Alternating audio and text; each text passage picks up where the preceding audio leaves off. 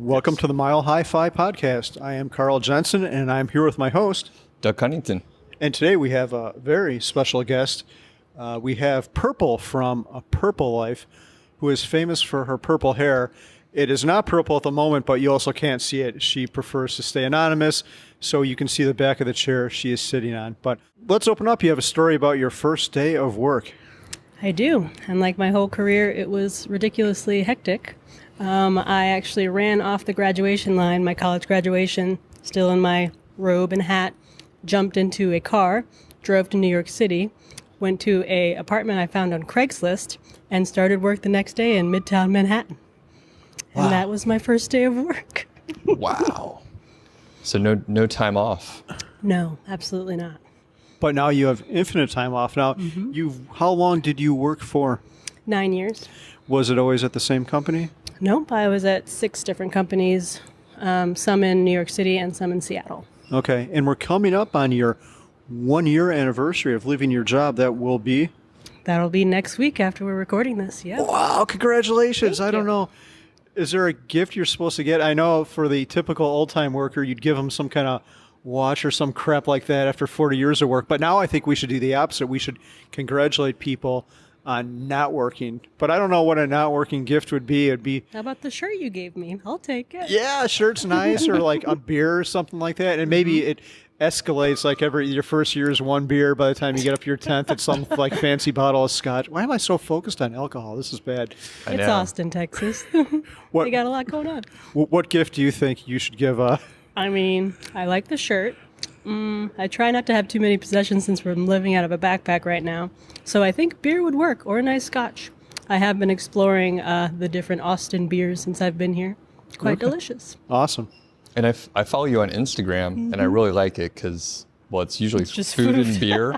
Yeah. I appreciate that. So what breweries have you made it out to, or what have you tried? Yep. That's probably a better question. I wish I had my phone because I take a picture of all of them so I remember. Literally can't off the top of my head, but we went to a beer store when I got here a week ago and basically just got one from each brewery. Tried a sour IPA, which was really nice. And I don't think I've ever had one before, but it was quite yummy. Might be my new favorite type of strange new beer. Yeah, nice. We may have to do a whole other show where we just drink beer together. I would do that. A bonus That episode. sounds wonderful.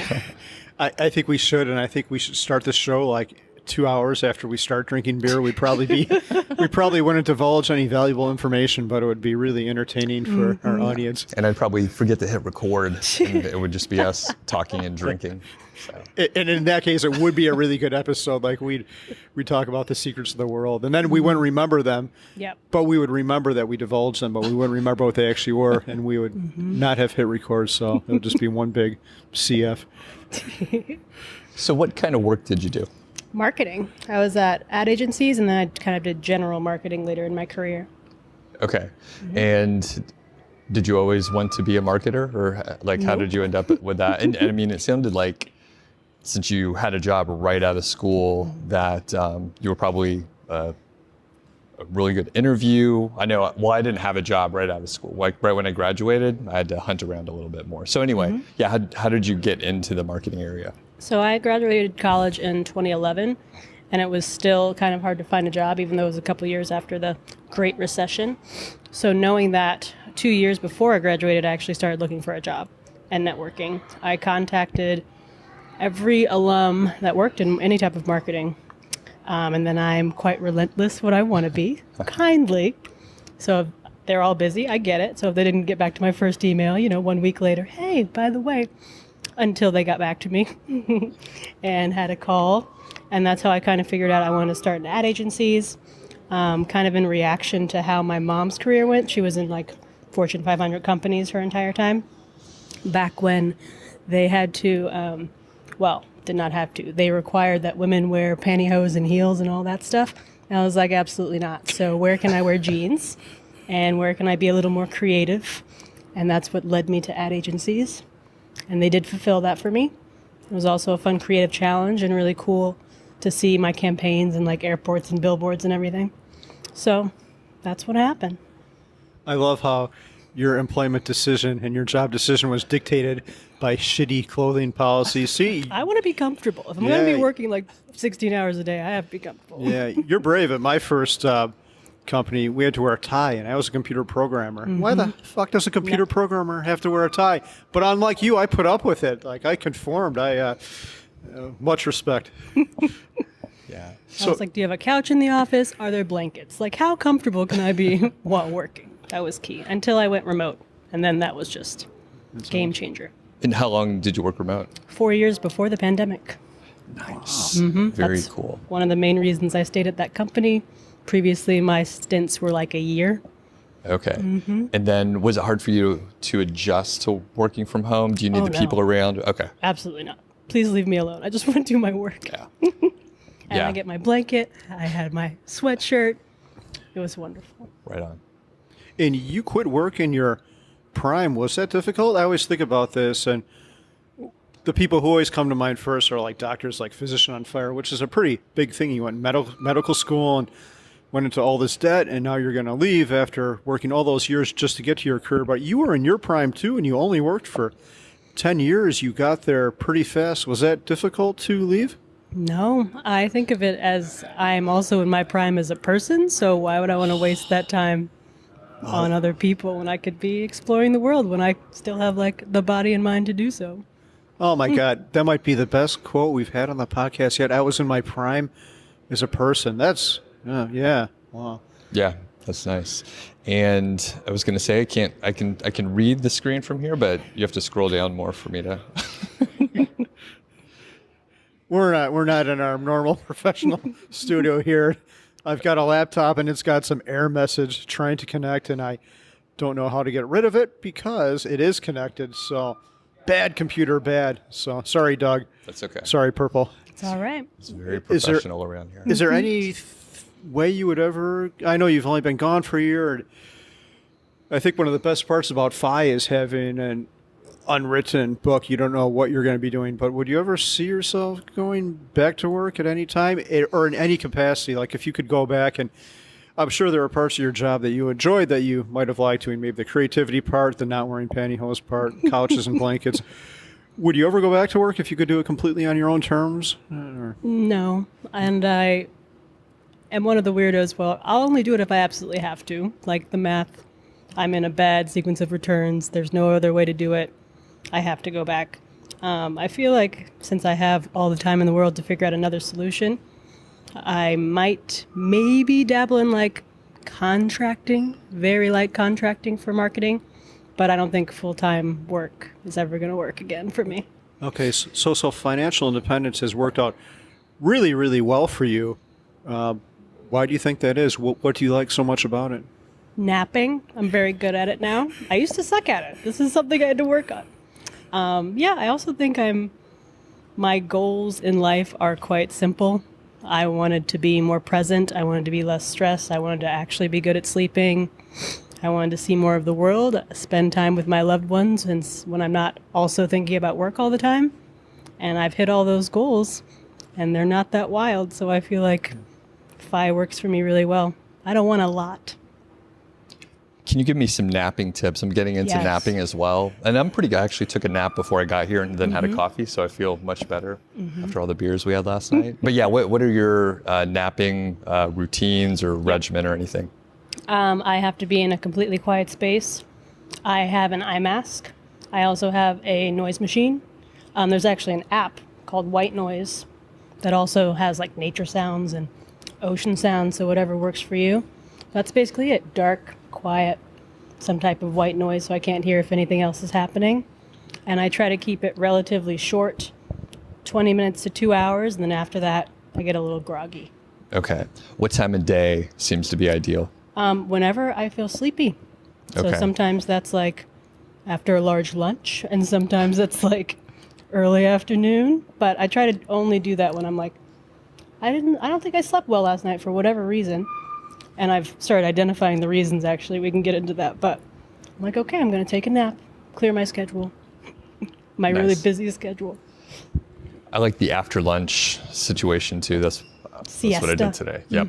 So yeah, what are the things that have impacted your sleep then? What are you identifying? Strangely, the full moon seems to be one of them. And I'm not sure if that's like some weird pull of gravity thing or if it's just simply that it's really bright outside, which I don't know why that would affect my sleep masked self, but Right. I've monitored it over the last year, and that is consistently, I don't sleep well. I was like maybe latent lycanthropy, perhaps, but yeah, I don't think I'm a werewolf, but I might be. We'll see. There's no proof yet. Okay.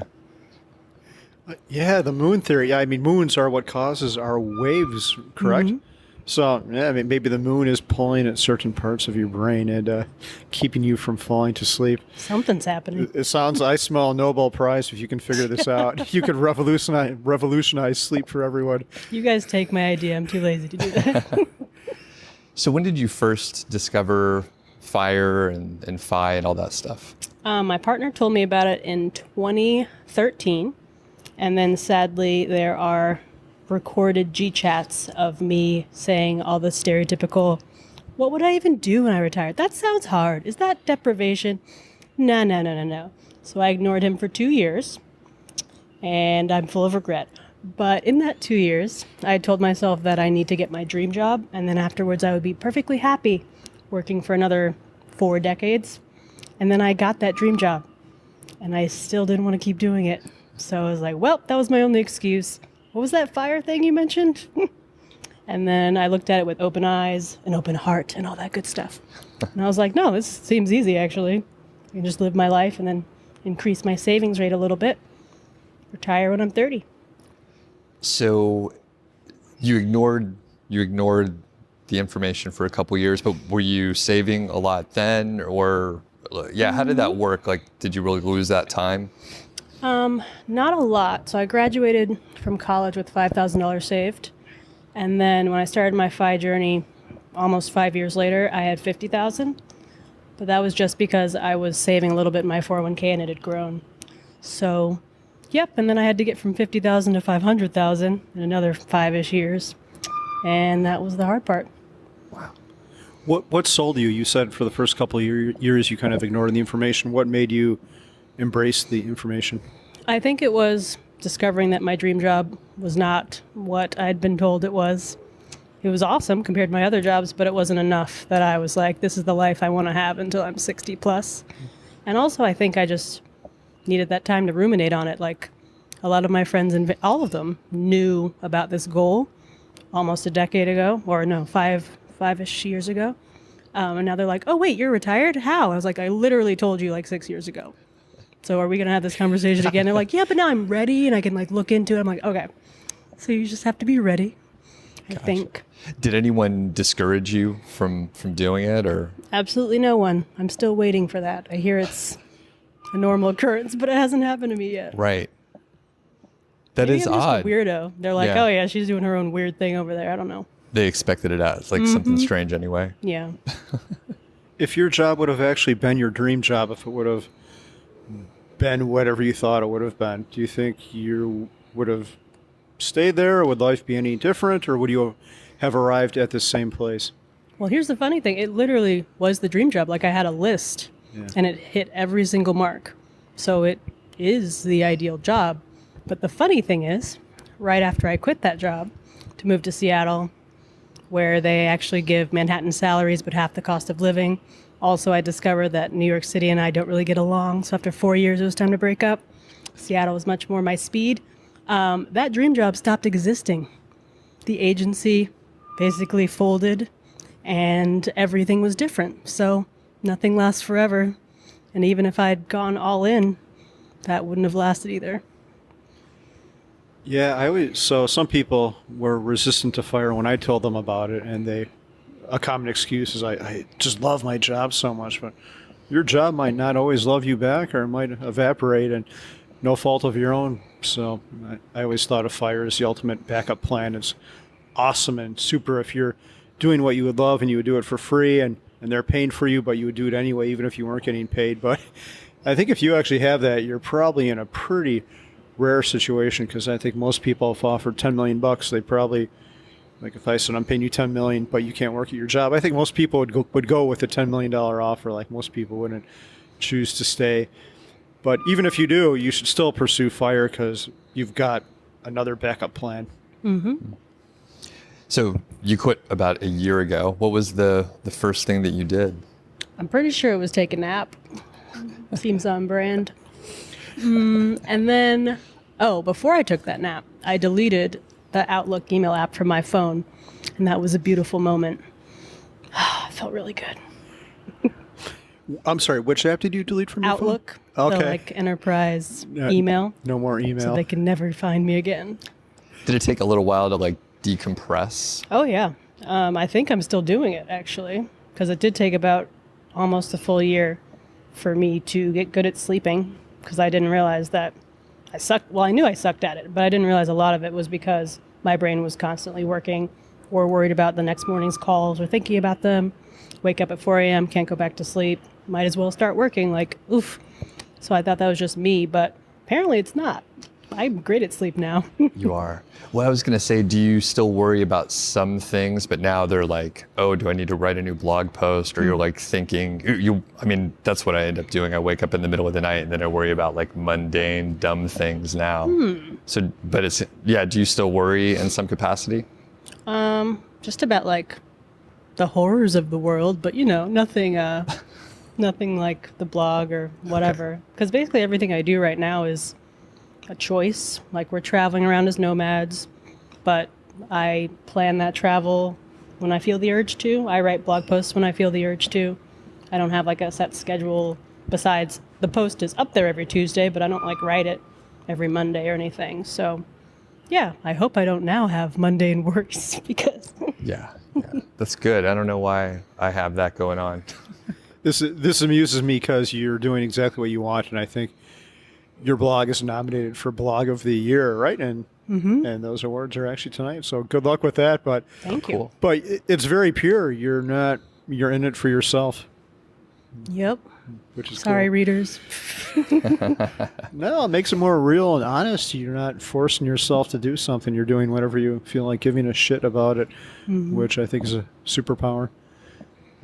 So you alluded to the nomad lifestyle, and I guess how much do you plan? How does that work? And obviously, COVID happened in quarantining. So can you tell us like maybe what was planned, how you do plan, how you adapted, and were flexible about it? Yeah. So originally, when I quit last October, I was going to do a retirement victory lap, mostly with my mom, and we were going to go to Australia, New Zealand, Argentina, Thailand. I think that was it. That was going to be like my first 6 months-ish of retirement. Obviously, none of that happened. So instead, my partner and I randomly moved into a tiny house in rural Georgia. Very different from the Great Barrier Reef snorkeling lifestyle I was ready for, but cool in its own way. And I discovered a love of bird watching, started identifying plants, started kind of dabbling in gardening, and living kind of a slow introduction to retirement life. And that was cool. And then once we got vaccinated in the spring, we decided to open it up a little bit. And since then, we've been bopping around. So we went from Georgia to Maine, then New Hampshire, Massachusetts, New York State. I was just in New York City for a week. Now I'm in Texas. Next week, we're going to New Mexico, and then traveling around the Southwest to see national parks. Going to be in Santa Fe for a couple of weeks, 6, I think. And that's about the rest of the year. Nice. That's pretty cool. What has been your favorite place to visit? And yeah, I've got a follow-up question, but I'll... Okay. Favorite place to visit so far? I think Portland, Maine. I'd never heard of it. I'd only driven through Maine. My partner had heard that it was a food haven. I had no idea. I was like, okay, they'll have some lobster and like whatever. Nope, absolutely everything is delicious. Like lobster, their bakeries are amazing, gelato. They have the most breweries, I believe, per capita in the U.S. So I was just bopping around those as well. It was a phenomenal month. So you're free to judge me for what I'm about to say, and I accept your negative judgment. But I went to Portland, Maine, and Mindy did not support this decision, but I'm like, let's get lobster. They've got lobster rolls at McDonald's. They're only like $8.95. So we had the lobster. I gasped. I heard, I heard the gasp, but my friend Bill in Maine was like, you have the McDonald's lobster roll. You know, we've got places better than that. But anyway, they did have a very good food scene. But Well, did you have the lobster rolls anywhere else? Because I'm like, out of curiosity, maybe I'd get Yeah, the maybe McDonald's it's good. version. But did you try a good one? I actually did have a good one. They're about twice as much, and I've got really crappy taste, which I think is a fire superpower because I'm just as happy with Taco Bell as I am at a fine steak restaurant. So I couldn't taste the difference, but I'm sure the other one was probably better in some way. They told me the McDonald's one is frozen. So Okay. it's probably not even real lobster. It's probably, who knows what it actually is, hermit crabs. I mean, that's fair. And I usually don't go for like lobster. My most expensive roll I just had in New York, it was $34. I usually split them when we got them in Portland. They were like 20. But yeah, 34 just for me. Wow. But whatever. It's New York City. I was like, how much extra am I paying just to be sitting on this sidewalk? And that's fine. Yeah. So what's it like with the nomad life? Is it different than you expected, or can you just kind of take us through that? Yeah, we move about every month, and I expected that I would. Well, I wanted to do it, obviously, but I thought after a year I'd be like, okay, that's enough. Like, I need my stuff and my space and all that stuff because I'm very particular about what I like versus my partner. He more goes with the flow. But I'm loving it, which, yeah, completely surprised by. I go into an Airbnb, I'm like, okay, I brought my Bombas slippers. I love Bombas. It's a whole problem. Do they have a blanket that's comfy, a couch? I'm good. I'm going to sit here and read my book and just settle in. I didn't expect that. Awesome. Isn't I'm loving it the McDonald's like slogan or something like that? Maybe you do like the McDonald's lobster roll too. You just don't know Yum. yet. No, I'm Yep. just kidding. Don't. Well, I'm going to try it when we go back. I want to see what's going on there. I would love to hear your review of it once It'll you be have on my it. Instagram. I'll be like, Carl, I don't know. I don't know about Yeah. this. Any negative things about the nomad life? Do you miss, or did you put all your stuff in storage, or did you like already get rid of it, or We what? got rid of all of it in the middle of the pandemic. Damn. So it was hard mode. Yeah, nothing in a storage unit. Any negatives? I don't think there are any yet. I did expect, like I said, I'm being very particular, but every place we go, I'm like, wait, I haven't used this in 6 months. I'm going to donate it. Or do I even need this thing? Like, Mom, do you need this thing? Give more stuff away. So I'm just slowly, just going to have the clothes on my back, I feel like, because just That's don't great. need as much as I thought. Wow. Yeah, I was gonna say I accumulate things, and I cook quite a bit, and I have like the kitchen equipment that I want. And when we slow traveled, I like brought my own set of knives or something like stuff like yeah. that, just because I'm extremely particular as well. We bring our sous vide everywhere. Oh, you do? Okay. That was going to be my next question. Do you have any certain appliances you take with you? I think if it was me, I'd take an air fryer. I know what those things are, but I can't even pronounce that word, so it's probably too sophisticated for me. But I'd like for you to come out to Colorado, and then I'd appreciate a cooking demonstration. We'll come Love up with to. all the food. That'd be You'll fall in awesome. love with it. That has definitely saved us a lot of money in restaurants because now we make a better steak at home out of like the cheapest meat you can find. Oh my God, Doug!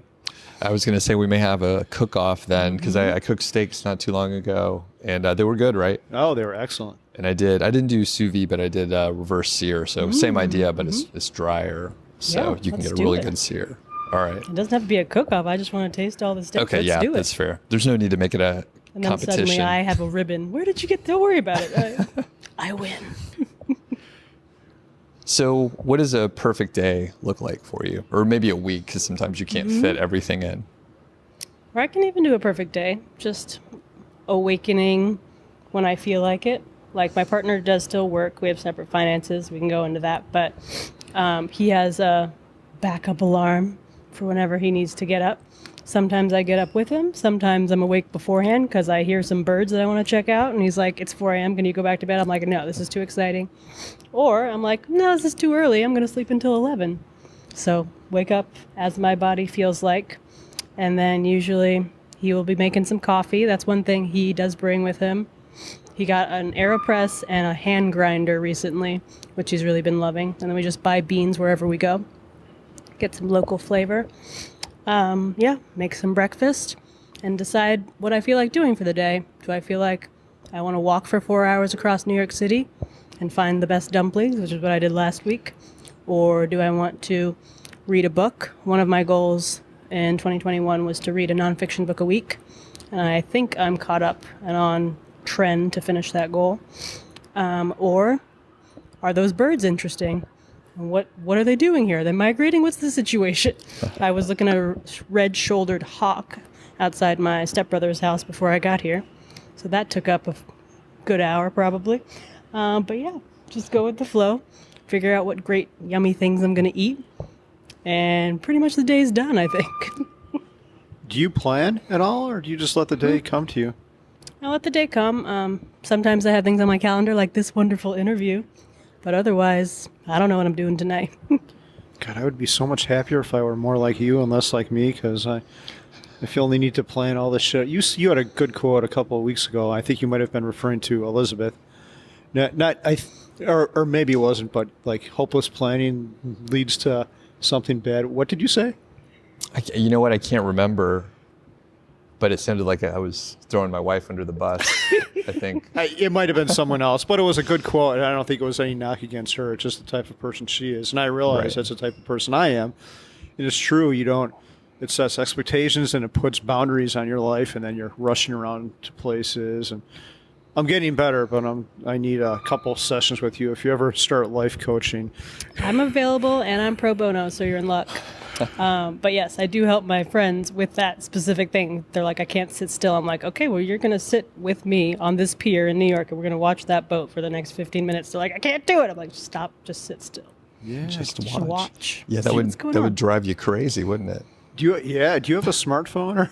I do. It's on Okay. Do Not Disturb at all times, unless I'm trying to find someone in a flamingo hat.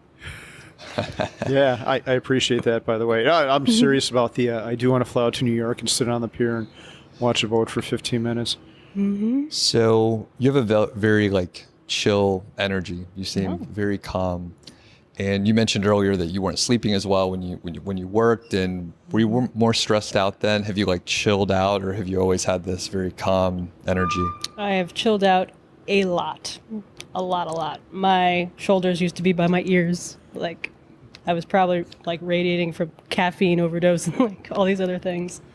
No, I think I'm a lot more calm, and my mom and partner have said similar things, so that's good. More calm, more present. You seem like a different person, and I thought this before this came out when I first, within a minute of talking to you this time. The first time I met you was in 2018. Was that when the DC event was? 2019? 2019, yeah, it was 2 years ago, and you seem like you're a different person. Good to know. Yeah, you were very much more type A then, and let's go get him. Now you're peaceful.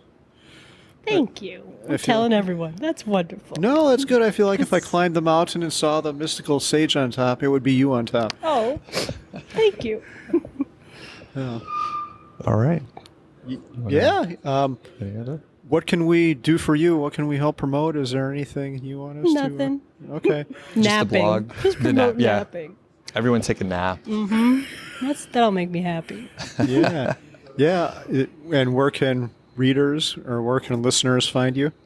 I'm over at apurplelife.com. Currently still blogging every Tuesday. I'm assessing actually at my 1-year retirement anniversary if that schedule will continue or not.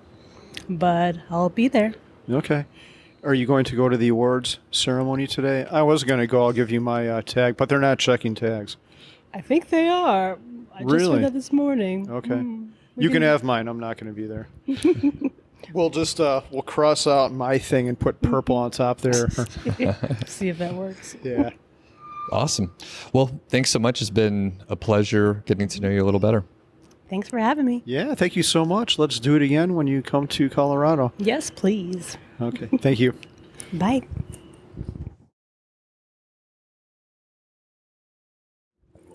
We'll chat about something random. So you're from the Atlanta area? I am born and raised. Awesome. Where at? What part of town?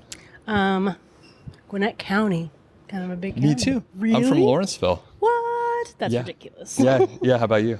A little too personal. Okay. My mom still lives there. Got it. Okay. But nearby. I'll give you a wink. It's close Okay. to Cool. Yeah. Small world. very small. Doug, there's so much Atlanta representation, or maybe it's just some kind of bias because you happen to talk. You live right near Joel and Matt, right? Or you lived right near, near Joel not and Matt? too far. Okay, Yeah. cool. And then, well, yeah, you talk a little bit more so we make sure your audio is good. Yeah, so lots of people from Atlanta. I've only been there once, and I did visit Joel and Matt when I was there, but I kind of want to go back there now. Check out their scene. I know. Sounds like a pretty happening place. They film all the movies there now, right? Yeah, I think so. All right, cool. This is weird. We usually don't have these kind of microphones. I feel like a I thought you were comedian gonna or something. sing Yeah, exactly. karaoke. Yeah. It's been too long. Songs.